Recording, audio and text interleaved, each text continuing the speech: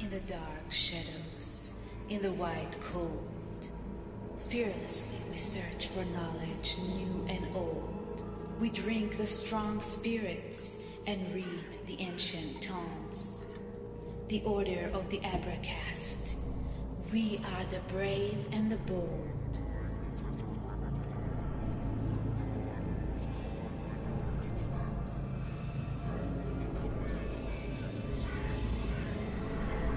Occult, history, conspiracy, and violence.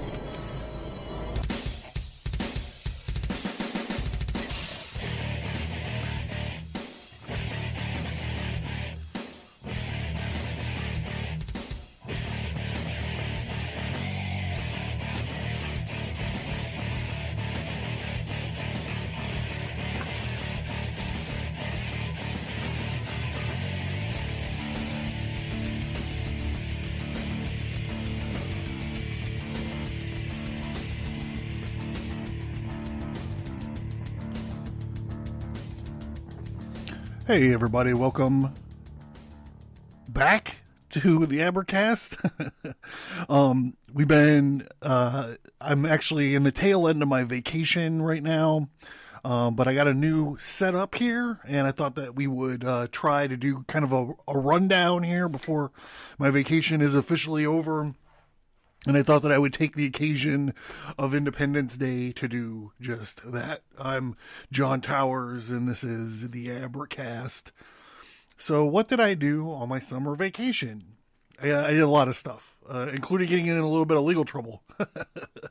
I was finally able to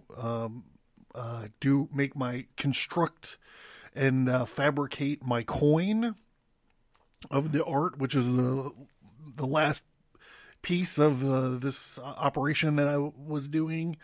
So it's cool. I don't want to really talk about it too much. But yeah, a lot of life stuff, a lot of, this and that. So I'm glad to be back, and I'm curious to see how this new setup is going to go. So, on Instagram, there's been a rush of hashtag defend occult books. And I'm not exactly sure what it is that's going on with that. I'm like, I should know, like, someone should fucking contact me, right? Like, all we do is occult books here. So I think what it is there's sort of a rift in, like, the TikTok occultist community, or something, the Instagram occultist community, where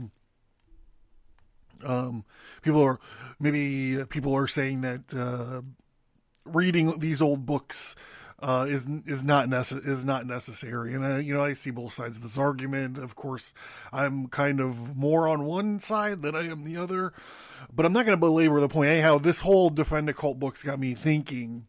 When I'm looking at the 4th of July coming up.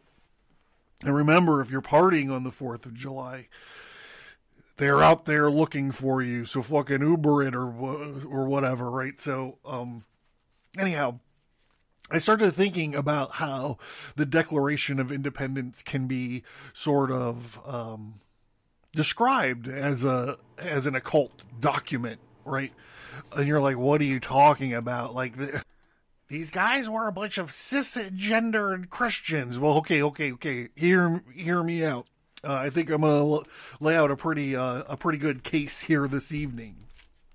So one of the first things that I wanted to sort of do before we really got the pedal to the metal is I wanted to kind of talk about the definition of magic. So I turned to The Foundations of Western Magic by Sam Webster, and he's talking about answering this question that we have. What exactly is this magic that we're talking about? And so this is what Mr. Webster has to say. Magic is thought of by many as being in opposition to religion. Magic is often defined as a manipulation of spiritual forces for specific, usually material ends. I have that double underlined. Actually, I need to double underline it. Material ends, because that's going to come up again. While religion is said to focus on the worship and the general supplication for help, this is a popular distinction, but counter examples are not hard to find. We regard the animal sacrifices of the ancient Greeks to be religious and not magical, and yet the ancient Greeks always expected an answer. Even today, anyone attending a Catholic Mass or Protestant service will note the specificity of petitional prayer. And we all know what Chief Mojo Risen says: you cannot petition the Lord with prayer.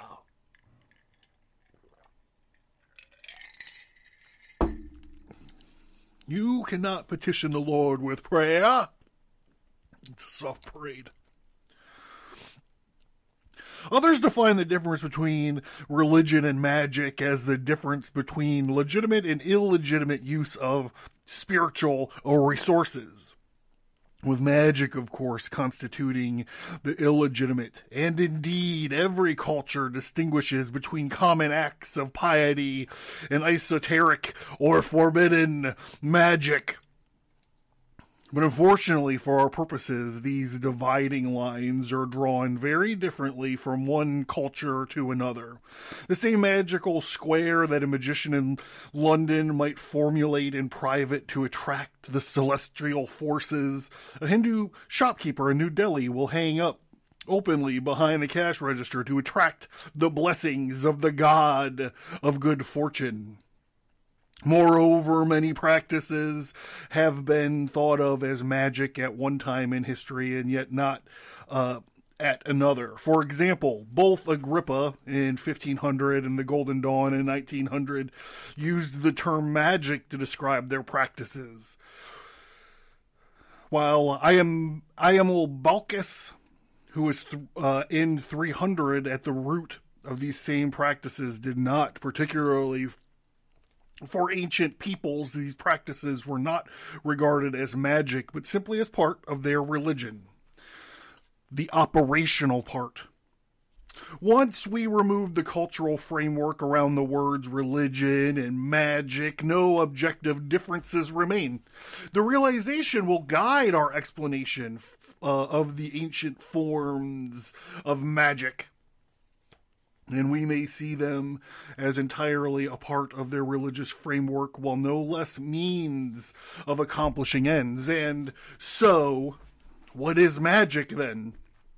In my view, magic is religious action or an operative religion. It is any use of religious or spiritual resources to achieve a result, whether that result is spiritual or material. Underline, double underline material again. To put it flatly, magic is not separate from religion in any meaningful sense. Rather, it is a part of religion, specifically that part that seeks an outcome. I'm going to put that away for a minute. So what are we talking about? We're talking about something that like the laws of attraction, or doing a ceremonial magic ritual to enforce your will upon the universe, to change things.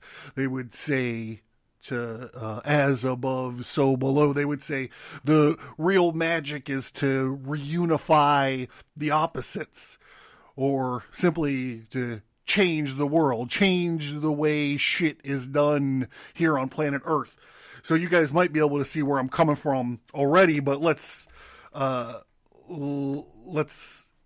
continue our dive. We're going to shift gears here to this paper that I found, Relation Between Magic and Religion by Crawford H. Toy. Let's see if I don't get too bogged down in this thing. We're probably going to jump around through this. There's a vague, hold on. 3 views of religion, of the relation between religion and magic have been and are widely held. That magic is a degraded form of religion, that it is the parent of religion, and that the two are independent, mutually unrelated systems. These views appear to rest partly on too restricted an historical survey, partly the arbitrary definition of terms, and partly on the incorrect interpretation of religious phenomenon. It is assumed that a refined conception of the relation between man and the deity existed from the outset, or that there is in religion an impure idea which cannot be explained except as the product of a low initial magical form of thought. Or that religion as a friendly relation with the deity and magic as a hostile relation are mutually exclusive, or that magic procedures have always been regarded by primitive peoples as lying outside the sphere of religion, or that the continuous growth of a culture would be impossible without the initial and persistent sense of friendship between man and the deity. The opposing theories are sometimes stated thus: if religion in our sense of the term had not existed from the beginning, it could never have existed at all. Or if religion had existed from the beginning, magic could never have existed at all. It is doubtful whether such hard and fast dividing lines can be assumed for early stages of religion. In the beginning, everything seemed to have been in flux. There were no sharp definitions of natural and supernatural, of gods and demons, or in general of friendly and unfriendly powers. There was a vague sense of power and doubtless of life in all things. It is supposed that animals, plants, minerals, heavenly bodies, and the parts of them, the foot, the tongue of an animal, a leaf, a bit of stone, were able to produce or ward off sickness or death in general, to affect the fortunes of men.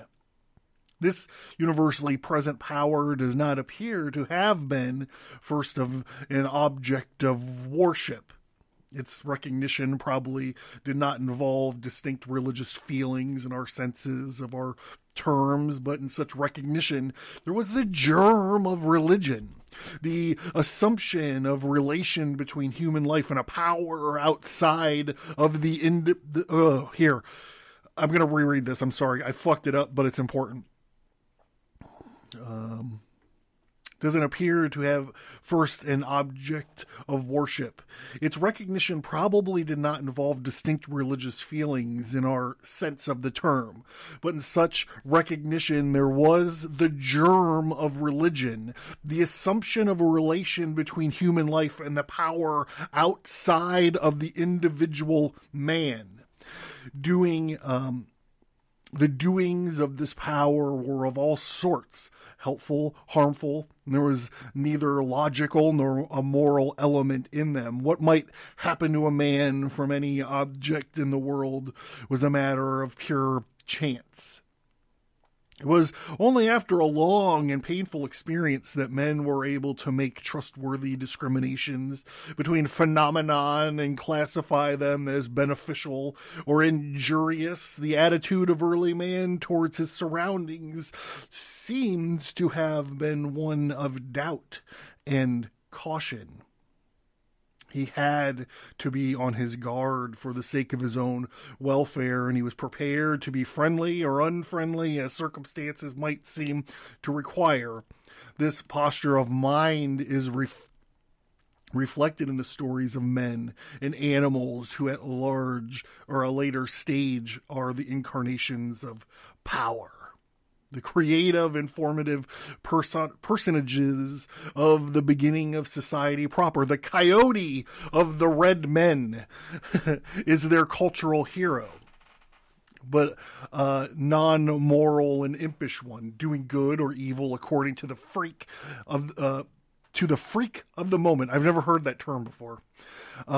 The freak of the moment, and procedures of the Australian ancestors, while they were not malicious, are still not directed in any well-defined desire to benefit men, and traces these qualities are visible in similar personages in the more cultivated societies, as in Heracles, or even gods like Indra. Okay, so I don't need to go through the whole, this whole history, if we're like prehistory up until the time we're talking about. But what we're talking about is early man in his struggle for existence protected himself against the powers about him, or secured their aid as best as he could, by force or by gifts. It is not only purely malevolent beings that are coerced in early forms of religion. A sacred image or symbol is maltreated or destroyed if it does not comply with the wishes of the possessor or the worshipper. So as we move forward here, back to C.H. Toy, the magician in his earliest form appears to be simply a master of the occult influences of the world. He controls the elements, and the heavenly bodies inflict the cures, disease, awards, plenty or want, the victory or defeat. He kills and restores to life. He does all that the gods afterwards do, and in later times is their rival. That's perfectly said, right? As at first he has no relations with extra-human persons. He is not dependent on them. He does not direct his efforts towards them. He is a man who is gifted by whatever means with the power of producing all sorts of results in the world later when the occult influences take personal shapes, as demonia or demons or demoniacs of all characters. It is these that he controls. There are neither social nor moral distinctions in the earliest class of the demons. They all affect men's lives, but they have no special friendly or unfriendly relations with the individuals or the communities, and their procedures were determined not by considerations of right and wrong, but by whim or by motives unknown to men. But they are thought of as being amenable to certain laws, and the magician is the man who knows these laws and is able, by employing certain means, to force these beings into doing his will. All right, we went through all that just to get to this, right? It appears then that the attitudes of early man towards supernatural powers was a composite. It was made up of friendship and hostility, reverence and suspicion. As society became better organized, these elements of religious feelings were more and more sharply discriminated, the tendency being to include only the friendly powers in the social systems and look upon others as outsiders. By the time the organization in clans was brought to a state of relative completeness, the distinction between the two classes of deities was practically affected. And the history of civilizing religion began at this point. Men could not live in orderly society. Men could not live in orderly societies without coming to some sort of understanding with the most potent members of the community, the community.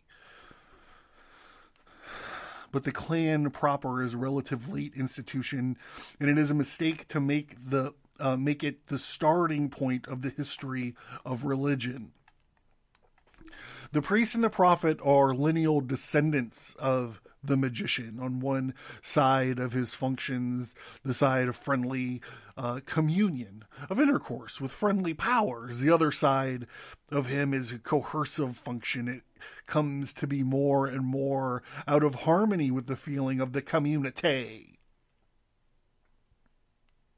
and acquires an antisocial and disreputable character, becomes discourteous and disintegrating to attempt to force the god of the clan or the tribe, and such violent procedure is prohibited by law. Magic may possibly in some cases be the superstitious interpretations put by a relatively underdeveloped people on the ritual of a higher religion which they have accepted. It has been suggested that the terms thus got its meaning. The Magi, it is thought, many have looked on as sorcerers by the ignorant peoples of whom the Mazdean faith was forced. The word, okay, I think you get the point. Mr. Toy's point here. I'll just follow it up with the last paragraph. The facts seem to force us to reject the three views mentioned above, and to hold that the earliest belief and practices known to us contain the germ of both religion and magic, and that these have grown side by side, the one or the other getting the advantage in given society according to the progress made in social organization. Law and order is what man desires and civilization moves towards. Order among men so that they may be friends, and order among men and gods for a like reason. Magic, however, comes to mean disorder, and therefore has not been able in civilized people to maintain itself against religion, which stands for order. So I thought that this piece was important to get through, especially because of this last bit here. Law and order is what man desire, and that's what that's how civilization moves forward. So let's talk about the Declaration of Independence for a minute. I want to talk specifically about, right now, specifically, I want to talk about this speech that Calvin Coolidge delivered on July 5th, 1926. He was commemorating the 150th anniversary of the Declaration at that point. Well, I gotta lube up.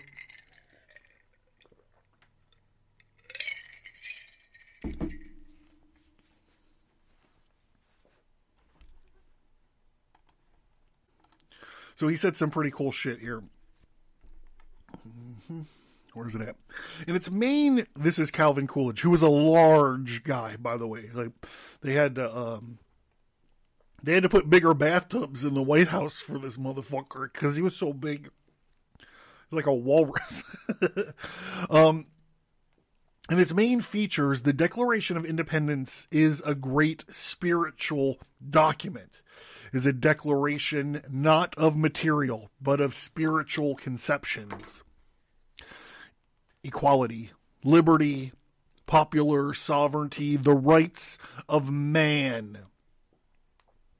These are not elements in which we see and touch. They are ideals. They have their source and their roots and their religious convictions. They belong to an unseen world, unless the faith of the American people in these religious convictions is to endure. The principles of our declaration will perish. We cannot continue to enjoy the results if we neglect and abandon the cause. He goes forward. It is often asserted that the world has made a great deal of progress since 1776, that we have had new thoughts and new experiences which have given us a great advantage over the people of that day, that we may therefore very well discard their conclusions for something more modern. But that reasoning cannot be applied to this great charter. If all men are created equal, that is final. If they are endowed with inalienable rights, that is final. If governments derive their just powers from the consent of the governed, that is final. No advance, no progress can be made beyond these propositions. Our forefathers came to certain conclusions and decided upon certain courses of action which have been a great blessing to the world. Before we can understand their conclusions, we must go back and review the courses which they have followed. Their intellectual life centered around the meeting house. They were intent upon religious worship, while scantily provided with other literature. There was a wide acquaintance with the scriptures. They were a people who came under the influence of the great spiritual development and acquired a great moral power. No other theory is adequate. Listen to what he's saying. No other theory is adequate to explain or comprehend the Declaration of Independence. It is a product of the spiritual insight of the people. We live in an age of science and of abounding accumulation of material things. These did not create our declaration. Our declaration created them. The things of the spirit come first. Man, that's awesome. So what's Coolidge talking about? He's talking about the embarrassment of riches the United States seems to be able to create. And he's saying it's not because of these things that we have, our freedom.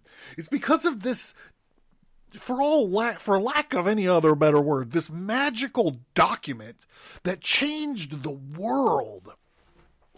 And you're like, how, towers? It didn't change the world. We still live here. Progress moves on. The Industrial Revolution, yada, blada, blada. Here's the thing. Up until this point in history, up until 1776, the world was not like the world that we think of. I almost broke out into song. It's a whole new world. It was the old world. And it was run by tyrants, right? It was run by kings. And I found this, I thump this book all the time whenever we start talking about. I use this book a lot in the old American sermon episodes, so we're going to kind of touch back to it. But I thought it'd be interesting to talk about the laws of kings versus the laws of freemen.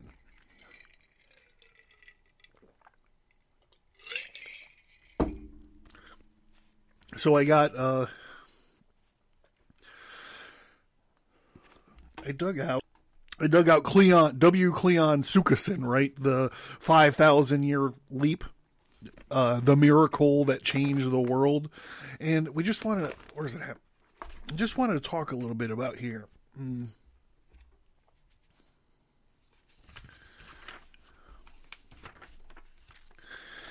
This section, he's talking about the political spectrum, like what we'd call left and right today.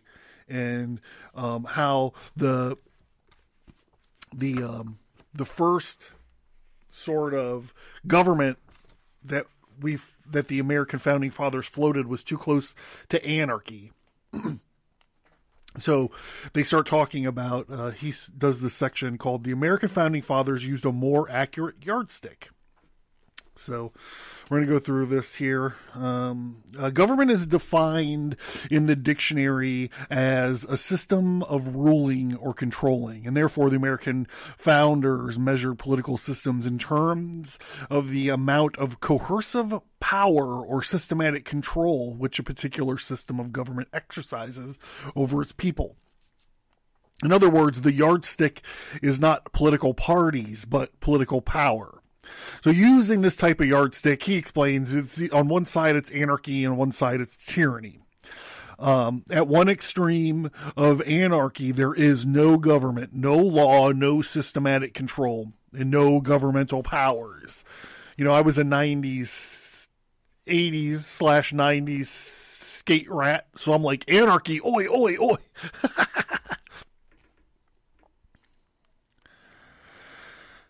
Oh, I lost my goddamn place. While at the other extreme, the tyranny extreme, there's too much control, too much political oppression, too much government, or as the founders called it, tyranny. The object of the founders was to discover the balanced center between these two extremes. They recognized that under a chaotic confusion of anarchy, there is no law, whereas the other extreme, the law is totally dominated by the ruling power, and therefore it is rulers' law. What they wanted to establish was a system of people's law, where the government is kept under control of the people and political power is maintained at the balanced center with enough government to maintain security, justice, and good order, but not enough government to abuse the people. So let's talk about this ruler's law, this tyrannical side that they're talking about, that they were talking about. The founders seemed anxious that modern man recognize the subversive characteristics of oppressive rulers' law, which they identified primarily with a tyrannical monarchy. Here are its basic characteristics. 1. The authority under rulers' law is nearly always established by force, violence, and conquest. So let me back up for a second and say that we're going to be talking about ruler's law. We're going to be talking about the basic characteristics of ruler's law. So here, let me introduce you to this nightmare. This is how the world was run before the Declaration of Independence. 1. Authority under ruler's law is nearly always established by force, violence, and conquest. 2. All sovereign power is considered to be in the conqueror or his descendants. This is, it's interesting because the founders were rebelling, right, against these people that their sovereignty, a lot of times they would link it back to some bullshit genealogy, shared genealogy to James, the brother of Jesus, or some such nonsense. Back to the book. 3, the people are not equal, but are divided into classes and are all looked upon as subjects of this king. 4, the entire country is considered to be the property of the ruler. He speaks of his realm. Look at that. You don't own property. You don't own your house. You're divided. 5, the thrust of governmental power is from the top down, not from the people upward.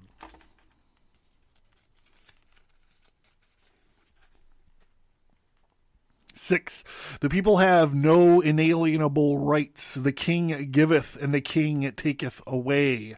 7, the government is by the whims of men, not by the fixed rule of law, which the people need in order to govern their affairs with confidence. 8, the ruler issues edicts which are called the law. He then interprets the law and enforces it, thus maintaining tyrannical control over the people. 9, under ruler's law, problems are always solved by issuing more edicts or more laws, setting up more bureaucracies, harassing the people with more and more regulations, and charging the people for these services by continually adding to their burden of taxes. So let's talk a little bit about this common law, or the people's law. This was the law the founders were striving for. They considered themselves a commonwealth of free men. All decisions and the selections of leaders had to be with the consent of the people, preferably by full consensus, not just a majority. The laws by which they were governed were considered natural laws given by divine dispensation and were so well known by the people that they did not have to be written down. The power was dispersed among the people and never allowed to concentrate in any one person or group, even in the time of war. The authority granted to the leaders was temporary, and the power of the people to remove them was direct and simple. primary responsibility for resolving problems rested first of all with the individual, and then the family, and then the tribe or community, then the region, and finally the nation. They were organized into small manageable groups where every adult had a voice and a vote. They divided the people into units of 10 families who elected a leader, 50 families who elected the leader, then 100 families who elected a leader, and then 1,000 who elected a leader. They believed the rights of the individual were considered unalienable and could not be violated without risking the wrath of divine justice as well as civil retribution by the people's judges. This system of justice was structured on the basis of severe punishment unless there was complete reparation to the person who had been wronged. There were only 4 crimes or offenses against the whole people. These were treason, by betraying their own people; cowardice, by refusing to fight or failing to fight courageously; desertion. I'm going to skip the last one. Other offenses required reparations to the persons who had been wronged. They always attempt to solve problems on the level where the problem originated. If this was impossible, they went no higher than was absolutely necessary to get a remedy. Usually on the most complex problems involving the welfare of the whole people or a large segment of the people ever went to the leaders for solution. So this contrast between the ruler's law, all power in the ruler, and the people's law, all power in the people, is graphically demonstrated by 2 triangles, one pointing down and one pointing up. The top down is the power of the law, the power of the ruler, the ruler's law, and the triangle pointing up is the all the power in the people, or the people's law. So it literally turned the systems of government of the world on its head. This document literally turned it upside down. I mean, of course, there's like blood and honor and sacred treasure. We left a lot of dead bodies on the battlefield to get this fucking thing done. But it ended with this document. So when you hear me talk about the Cold War, I yell and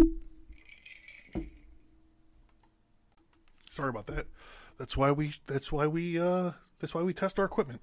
When I rail about the Cold War and I talk about the Mr. Gorbachev tear down this wall, I refer to that as the stone cold stunner of the Cold War. That's it. Put a fucking bow on it. You're done. The glass breaks. The glass smashes. No, how does it go? If you hear the glass smash, that's your ass. I don't know how it goes. I might be making the whole thing up. But this document was the stone cold stunner on tyranny. It was listen to this. This is poetic. This document ushered in the end of the age of kings. It's powerful.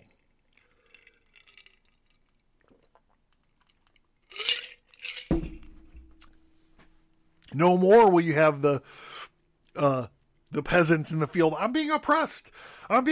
This man is oppressing me. What did you become why are you our king? Because a watery waif threw a sword at you? That's how silly it was. This guy was some dude's son, so he became the king. And he's probably inbred and all fucked up anyways.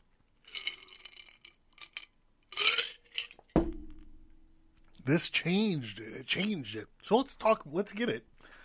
Let's talk about this document I've been talking about.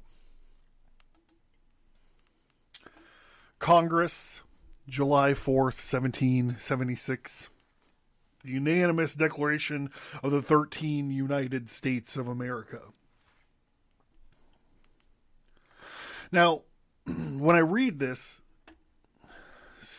specifically when I get into the second paragraph of it, if you can, step away and don't think that I'm talking about this yellowed parchment that's, in the Smithsonian Museum or on the National Archives. Think about if this is like a magical tract. Think about if this is some dude standing there in his magic circle or something, talking about his will and his freedom. Think about if it's some guy sitting here talking about the rights that his deity has given to him. Think about that as I'm going through this, and then think about, the founding fathers and that fucking sweaty ass fucking building in Philadelphia arguing with their fucking powdered wigs and all that shit, talking about this stuff. Okay, so here we go. When in the course of human events, it becomes necessary for one people to dissolve the political bands which have connected them with another, and to assume among the powers of the earth that separate the equal station to which the laws of nature and nature's God entitles them, a decent respect to the opinions of mankind requires that they should declare the cause which impels them to the separation. Here we go. We hold these truths to be self-evident, that all men are created equal, that they are endowed by their Creator with certain unalienable rights, that among these are life, liberty, the pursuit of happiness, that to secure these rights, governments are instituted among men, deriving their just powers from the consent of the governed, that wherever any form of government becomes destructive to these ends, it is the right of the people to alter or to abolish it and institute a new government, laying its foundations on such principles and organizing its powers in such form as to them shall see most likely to affect their safety and their happiness. Prudence, indeed, will dictate the government's long established should not be changed for light and for the transcendent causes, and accordingly all experience hath shewn that mankind are more disposed to suffer, while evils are sufferable, than to right themselves by abolishing the forms to which they are accustomed. But when a long train of abuses and usurpations, pursuing invariably the same object, evidences a design to reduce them under absolute despotism, it is their right, it is their duty to throw off such government and to provide new guards for the future security. Such has been the patient sufferance of these colonies, and such is now the necessity which constrains them to alter their forms and systems of government. The history of the present kings of Great Britain is a history of repeated injuries and usurpations, all having in direct object the establishment of an absolute tyranny over these states. To prove this, let facts be submitted to a candid world. So he goes on to list this is the list of grievances. And we already kind of went over them in the 5,000 year leap. We kind of talked about the kind of stuff that they were complaining about, right? But here's some of them. I'll do some of them. He has refused for a long time, after such disillusions, to cause others to be elected, whereby the legislative powers incapable of annihilation have returned to the people at large for their exercise, the state remaining in the meantime exposed to their dangers of invasion from without. and convulsions within. He has dissolved the representative houses repeatedly for opposing with many firmness his invasions on the rights of our people. Dun dun dun dun dun dun dun dun. This is Grand Moff Tarkin walking into the boardroom on the Death Star and saying, notifying everybody that the Emperor has dissolved the Galactic Senate. Well, how will we rule? How will we rule our territories? Or how will we rule the galaxy? We'll rule them by territories. We're going to create a bunch of these fucking Death Stars and force these motherfuckers to do what we want. He has refused to pass other laws for the accommodation of large districts of people unless those people would relinquish the rights of representation in the legislature. A right inestimable to them and formidable to tyrants only. Here's a big one for them. They had a big fucking problem with this one. For quartering large bodies of armed troops among us. He has affected to render the military independent of superior to civil powers. For depriving us, in many cases, of the benefit of trial by jury. For imposing taxes on us without consent. That was a big one too. For cutting off our trade with other parts of the world. For suspending our own legislators and declaring themselves invested with the power to legislate for us in all cases whatsoever. For suspending... he has abdicated government here by declaring us out of his protection and waging war against us. He has plundered our seas, ravaged our coast, burnt down our towns, and destroyed the lives of our people. Guys, this was legal. He was the king. He could do any of this stuff, and you just gotta fucking take it. And these motherfuckers, these founding fathers was like, nope, hold my beer. Watch this shit. America. So I don't know if I made my case or not. I'm not saying that these guys were standing around in magic circles fucking casting spells on the Declaration of Independence, but Alan Moore says that's why it's called a spell, because you spell stuff. If you write stuff down, it affects people forever. So maybe that is what I'm saying. These guys fucking spelled it out for the king. Here's what I think of you, king. And here's what I'm going to do about it. So, whether it's a spell or whether it's just a bunch of words from a bunch of fucking brilliant motherfuckers that were sick of taking shit from this fucking king. However, whatever light you choose to look on it, I think I like to think it's magic. I like to think these guys fucking sat down and they changed the world with their fucking blood of patriots, a little bit of money, and an idea. I don't know. I'll use an occult term. They manifested it. These guys changed the fucking world. So,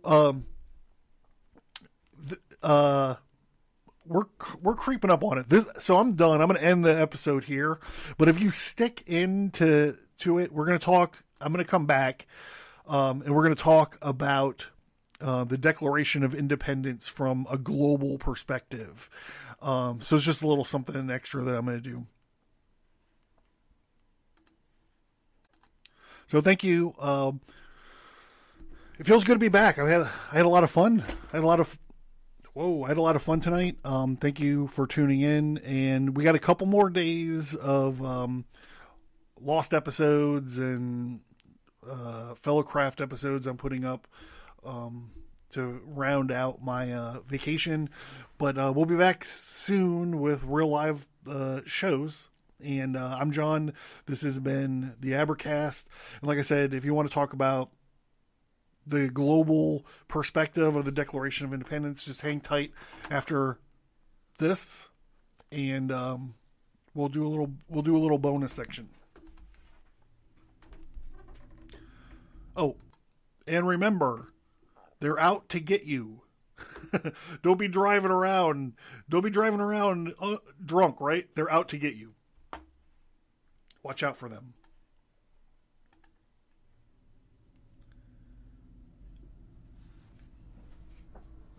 You can find Stigmata Studios, graphic, novels, and comic books. Take control of your destiny. Understand your past. Put your present in context and know your future with a twist. Check out the designs and watch the videos about the Abracast tarot card deck. Your body is your temple, so let's make sure you got a badass t-shirt on it. Variety of cool occult themed t-shirts and other merch like stickers, wall art, mugs, and more. Welcome to the Red Archive. Get access to over 50 hours of archived episodes, more bonus audio, additional exclusive content. All this for only $1 a month.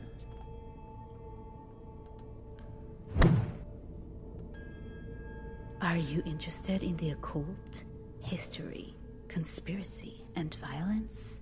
Learn more at Abracast.com.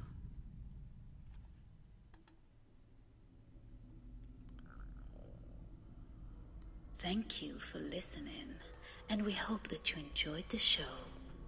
Please send an email or find us on social media and let us know what you think about the show. We would appreciate it if you would give us a 5-star rate and review wherever you find your favorite podcasts.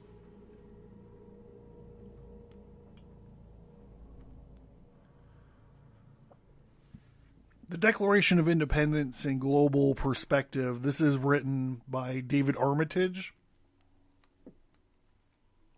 who's a professor of history at Harvard University. Boy, I don't know what I'm getting myself into. So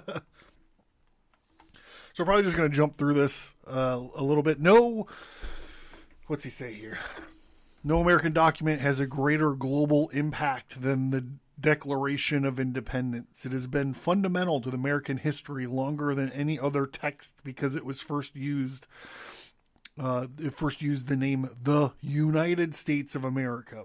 In this sense, the Declaration was the birth certificate for the American nation. It enshrined what came to be seen as the most succinct and memorable statement of ideals on which the nation was founded. The rights of life, liberty, and the pursuits of happiness, the consent of the governed, the resistance to tyranny, and the first successful Declaration of Independence in world history.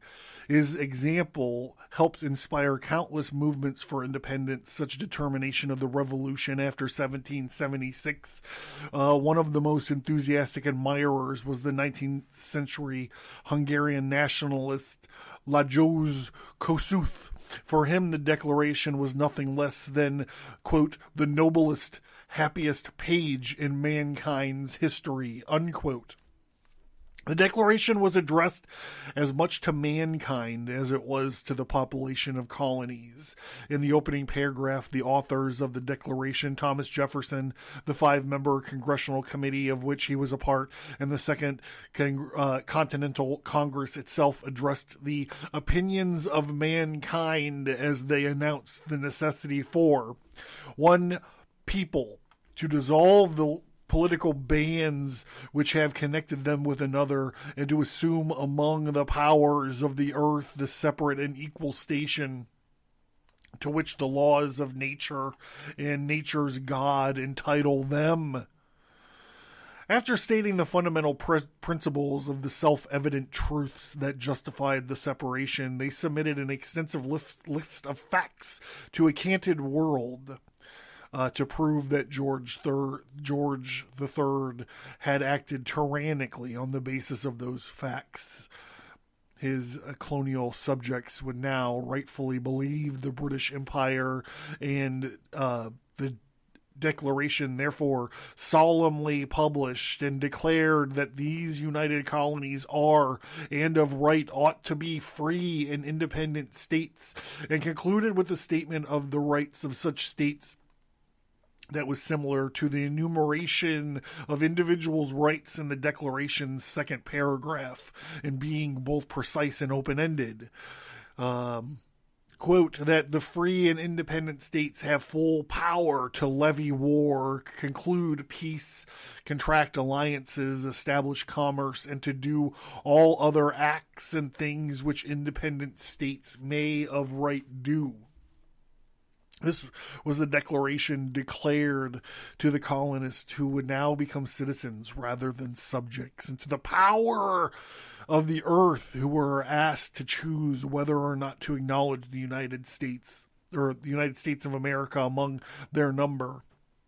The final paragraph of the Declaration announced that the United States of America were now available for alliances and open for business. The colonists needed military, diplomatic, commercial help with their revolutionary struggle against Great Britain. Only a major power like France or Spain could supply that aid. Thomas Paine, we had warned in Common Sense in January 1776 that custom of all courts against us, and will be so until in independence we take rank with other nations, so long as the colonists remain within the empire. They would be treated as rebels if they organize themselves into political bodies which powers could engage. They might become illegitimate belligerents in international conflict rather than treasonous combatants within a British Civil War. The Declaration of Independence was primarily a declaration of interdependence with the other powers of the earth. It marked with the entry of one people constituted into 13 states into what we now call international society. It did so in the conventional language of the contemporary law of nations, drawn from the hugely influential book of that title by the Swiss jurist Emir de Vattel, a copy of which Benjamin Franklin had sent to Congress in 1775. Vattel was a language of rights and freedom, sovereignty and independence, and the Declaration's use of his terms was designed to reassure the world beyond North America that the United States would abide by the rules of international behavior. The goal of the Declaration's authors was quite revolutionary: to extend the sphere of European international relationships across the Atlantic Ocean by turning dependent colonies into independent political actors. The historical odds were greatly against them, and they knew well no people had managed to secede from an empire since the United Providence had revolted from Spain almost 2 centuries before. No overseas colony had done so in modern times. The other powers of the earth were naturally curious about what the Declaration said. By August 1776, news of American independence and copies of the Declaration itself had reached London, Edinburgh, and Dublin, as well as the Dutch Republic and Austria. By the fall of that year, Danish, Italian, Swiss, and Polish readers had heard of the news, and many could now read the Declaration in their own language as translations appeared across Europe, and the document inspired diplomatic debate in France. But that potential ally only began serious negotiations after the American victory of the Battle of Saratoga. In 1777, the Franco-American Treaty of Amity in commerce in February 1778, the first formal recognition of the United States as a free and independent states. French assistance would, of course, be crucial to the success of the American cause. It also turned the American War into a global conflict, including Britain, France, Spain, the Dutch Republic, and military operations around the globe that would shape the fate of empires in the Atlantic, Pacific, and the Indian Ocean. I'm going to skip down to this part I think is the best. More than half of the 192 countries now represented at the United Nations have a founding document that can be called a Declaration of Independence. Most of those countries came into being after the wreckage of empires or confederations, from Spanish America in 1810 and 1820 to the Soviet Union in the former Yugoslavia in the 1990s. Their Declaration of Independence, like the American Declaration, informed the world that one people or state was now asserting, or in many cases, the second half of the 20th century, reasserting the sovereignty and the independence. Many looked back directly to the American Declaration for inspiration. For example, 1811, Venezuela's representatives declare that these united providences are and ought to be from this day by act and right free, sovereign, and independent states. Well, that didn't last long. Thanks, Hugo Chavez. The Texas Declaration of Independence in 1836 likewise followed the American in listing grievances and claiming freedom and independence.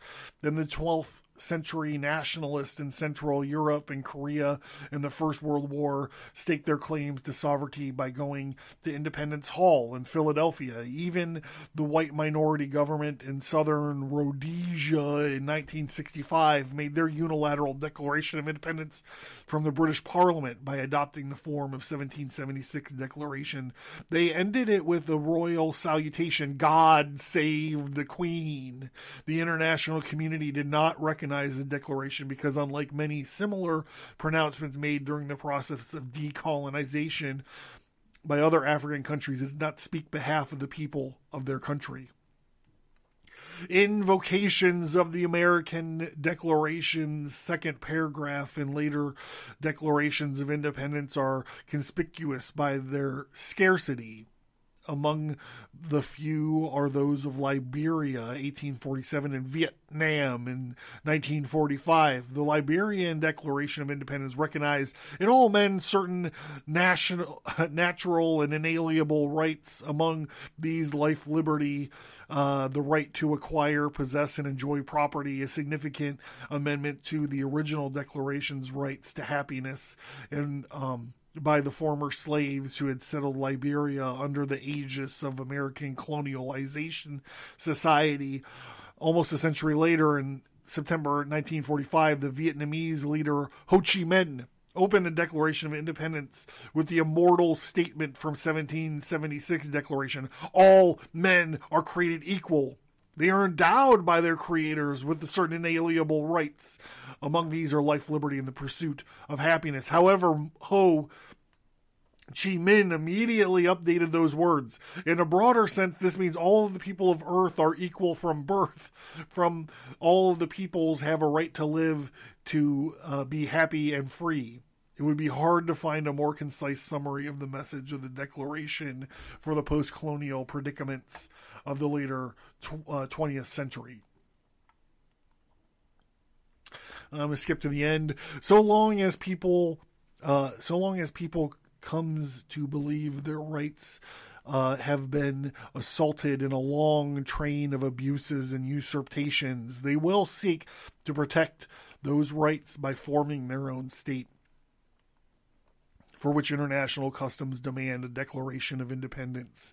In February 2008, a majority of Albanian population of Kosovo declared their independence from Serbia in a document designed to reassure the world that their cause offered no precedent for any similar separatist or secession movements. Fewer than half of the current powers of the earth have so far recognized Kosovo's declaration. The remaining countries, among them are Russia, China, Spain, and Greece, have resisted for fear of encouraging the breakup of their own territories. The explosive potential of the American Declaration was hardly evident in 1776, but a global perspective reveals that the revolutionary force in the centuries that followed Thomas Jefferson's assessment of its potential, made weeks before his death in July 4th, 18 26 surely still holds true today. On his deathbed, Thomas Jefferson said, quote, "An instrument pregnant with our own and the fate of the world," unquote.